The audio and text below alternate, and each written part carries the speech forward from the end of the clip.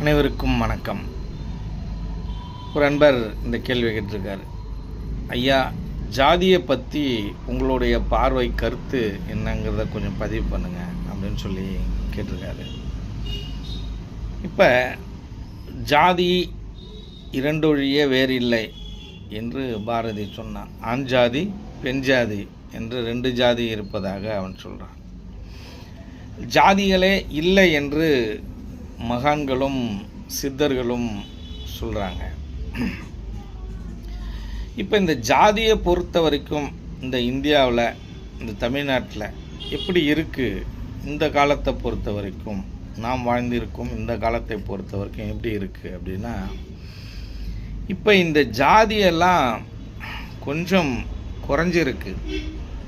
குறைஞ்சி என்ன நடந்திருக்கு இந்த காலத்தில் அப்படின்னு பார்த்தீங்கன்னா, பணக்காரன் இருக்கான் இல்லையா, பணக்காரன் கோடீஸ்வரன் அப்படி இருக்காங்க இல்லையா. இப்போ பணக்காரன் இன்னொரு ஜாதியில் ஒரு பெண் இருக்கான்னு வச்சுங்க, அவங்களும் பணக்காரங்களாக இருக்காங்க. அப்போ எந்த ஜாதியாக இருந்தாலும் அவன் ஏற்றுக்கொள்கிறான். அப்போ இதிலேருந்து என்ன தெரியுது அப்படின்னு பார்த்தீங்கன்னா, ஜாதிகள் அங்கே ரெண்டு இருக்குது. என்னன்னா, ஏழை ஜாதின்னு ஒன்று இருக்குது, பணக்கார ஜாதின்னு ஒன்று இருக்குது. அங்கே ரெண்டு ஜாதி இருக்குது. அப்போ இது ஒரு பக்கம் இருக்குது இல்லையா. அப்புறம் இன்னொரு தரப்பினர் இருக்காங்க.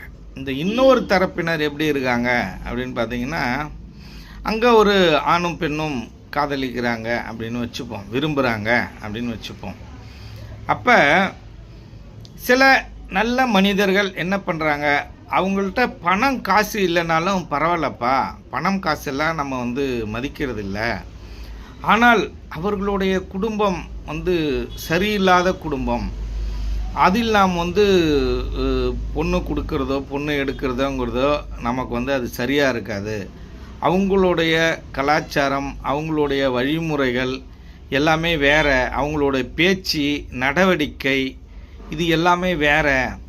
அப்படின்றதுனால அந்த அவங்கள்ட்ட வேணாம், நீங்கள் வேறு யாரையாவது சொல்லி நாங்கள் கல்யாணம் பண்ணி வைக்கிறோம் அப்படின்ற ஒரு தரப்பினர் தந்தையர்கள் இருக்காங்க. இப்போ இவங்க எதை பார்க்குறாங்க அப்படின்னா, இவங்க நல்லவர்கள் கெட்டவர்கள் அப்படின்ற இந்த ரெண்டு ஜாதி இருக்குது இந்த உலகத்தில். இந்த இந்தியாவில் இப்போ 4 ஜாதி இருக்குது.